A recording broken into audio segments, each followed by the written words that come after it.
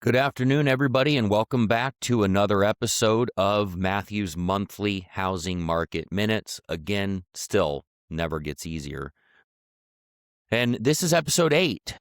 We're going to continue these videos, and frankly, if you would like us to discuss specific topics, please comment, like, share, subscribe, ring the bell, the whole nine, and we'll keep pumping out these videos based off of experiences we've had.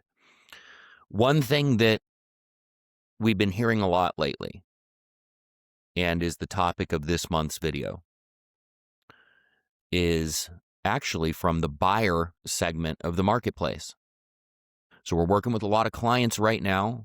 The sentiment that we are observing and that the buyers have right now is that they feel the market is going to continue to correct. If you've been living under a rock for any amount of time, our local housing market in the Florida Gulf Coast and Florida ubiquitously has been correcting since about April of 2023. On the whole, we've seen about 40% value loss on average. And in the condo market, we've seen over 50% in some cases. There's context to that. We can go into the context of that on another video as to why condos have corrected more severely than residential property. However, back to the topic at hand. A lot of the buyers feel that they want to continue to wait because they believe in their hearts and in their minds that the values are still going to fall. So they're trying to time the market. Here's what I know. Here's what has been my experience. Take it for what it's worth. There truly is no such thing as timing a market. If anybody can advise you on how to correctly time the market, I probably would run, because there's a good chance that they're lying to you or telling you what you want to hear so that they can help force a sale. Here's what we know, again, confidently and based on experience. The market is always going to change. It always has. It always will. For as long as we exist here on this floating rock, it will continue to change. Every year. Some years more than others. Some years less than others. Right now, we're in a state of correction and depreciation in the housing market. But if you change the lens and go to the stock market, we're in a hyper appreciation based market. All stock portfolios are doing well, other than tech. But tech is always more volatile. It has highs and lows in every market. You might ask where I'm going with this, and I have a direction. However, I wanted to draw parallels so that you could see the market always changes. Really, all that matters, though, at the end of the day, is why you're doing something. Why are you buying or selling a property? When do you need to buy or sell that property by? And what happens if you don't? If you cannot answer those three questions with clear enough, vivid enough detail that it's important enough for you to make a move, don't buy or don't sell. You have your answer. As far as those that would want to wait for a market to continue to decline, the question that I've probed lately to those clients is, what will it do for your plans if the market doesn't do what you hope or think that it will do? Ultimately, some of the buyers that I've asked that question to say, well, we'll continue to look. We'll buy whatever deal we can find when that time comes. But nobody can really answer the question as to what it will do for their plans. The second question that I probe is, what metrics are you using to say, this is when I buy? What are the metrics that you're using to determine, now's the time that I'm going to jump in? And they don't have an answer because they don't know, which goes back to the fact that there's no such thing as timing a market. Because if you try to time it, there is no perfect timing. One of my mentors always said this really great quote: if you don't know which port you sail to, any wind will do. If you aim at nothing, you hit it every time. So we have to be able to clearly delineate, this is when I will know it's time for me to buy. Now, the final piece to the puzzle is this. We have to ask ourselves, when buying a property, what is our goal? If your goal is to buy a property so that you can flip it for a quick buck in a year or 2 years or 3 years, don't buy. There's not ever going to be a perfect time for you to buy, or at least you won't be able to discern it because the market is constantly in a state of flux. So you'll constantly be sifting through the sea of properties, looking for a deal, and nothing will ever be good enough. And how will you know when you found it? You won't. Going back to the question I posited a couple seconds ago.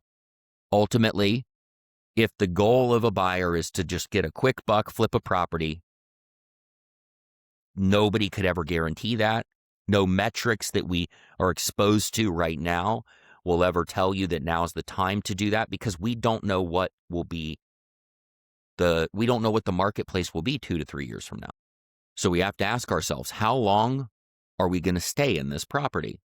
If it's 2 to 3 years, don't buy, because we cannot guarantee you that in 2 to 3 years you'll be able to sell the property for what you bought it for. Look at anybody who bought a property in the past 3 years in Florida. Anybody that bought a property at least in the Florida Gulf Coast in the past 3 years, they cannot sell it for what they bought it for. There's no exceptions to the rule. Everybody that I've spoken to that's bought a property in the past 2 to 3 years, they're selling it for less than they bought it for. And some people aren't even able to break even, meaning they put down 20% as a down payment, and they've had to write checks to sell the property. That's how much our market's corrected. Now, when asked how long you'll stay in the property, if your answer is 5 to 10 years, and the longer the better, it doesn't matter when you buy. Because ultimately, market corrections take about 5 to 7 years on average from start to finish. We're 3 years in right now, well, about 4.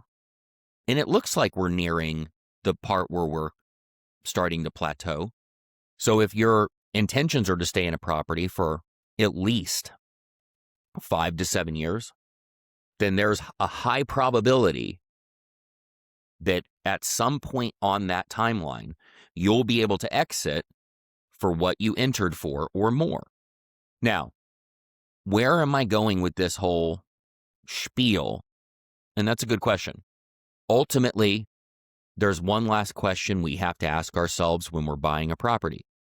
And that question is the only reason you're buying a property to guarantee that you'll sell it for more money down the road?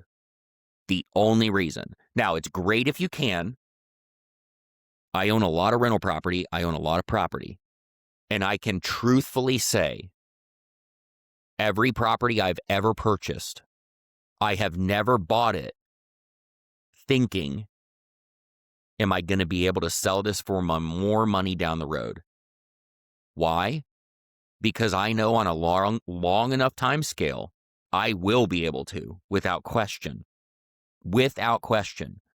If you would like to challenge me on that, you're more than welcome to. I will put it to the test. That's because I know why I'm buying when I buy property, though. I buy and hold. I don't buy to flip. Flipping is speculation, and it's not guaranteed. It's never guaranteed. Most flippers that buy because I want to buy this and I want to be able to flip it in a few years, they end up getting stuck in the property. There's a lot of them stuck in their properties right now. Now, when I talk about flippers, though, there is a different type of flipper.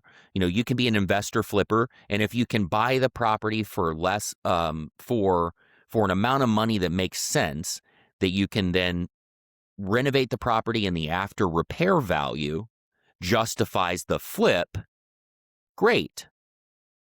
There's no way to time that, though, is what the premise of this video is. You don't time that. That's simple math. What can I get it for?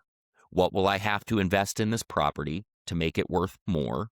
What is the after repair value? Great. But that's not a timing thing.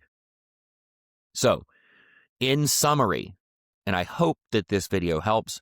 I'm being a little tough on our buyer friends today, but the notion of waiting until the market to see if the market continues to correct, the notion of just waiting to see if it corrects at some point in the future, and then you'll jump in, it's very nonsensical.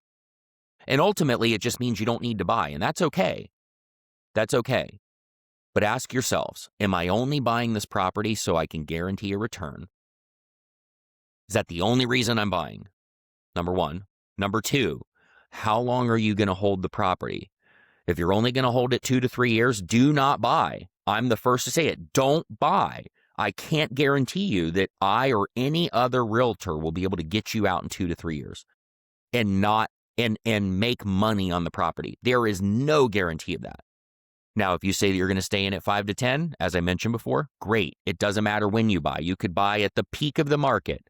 Those that bought between 6 and 7, 06 and 07, at the peak of the market, even they made money if they held it long enough.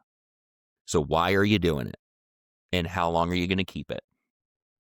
And the last piece, how will you know when it's time to pull the trigger? If you can't clearly identify that, as I said before, if you don't know which port you sail to, any wind will do. What is the metric you're going to use to say, right now is the time for me to buy a property?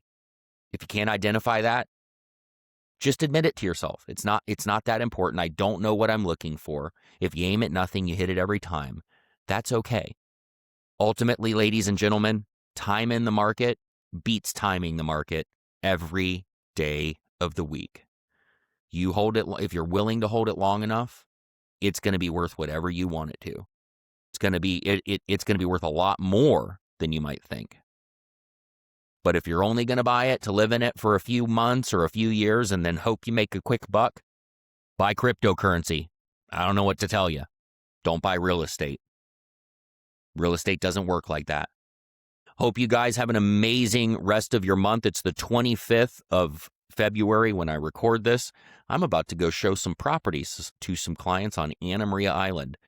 When we can do anything to be a resource to you, we'd love to be your real estate resource of choice in the whole entirety of the Florida Gulf Coast, Tampa Bay area. Please give us a call. Contact information will be in the description down below. And we appreciate you more than you know. Sorry for the tough love, but somebody's got to put this out there because there's too many realtors out there telling people what they want to hear, and it's really not helping buyers or sellers. Have an amazing day. We'll see you.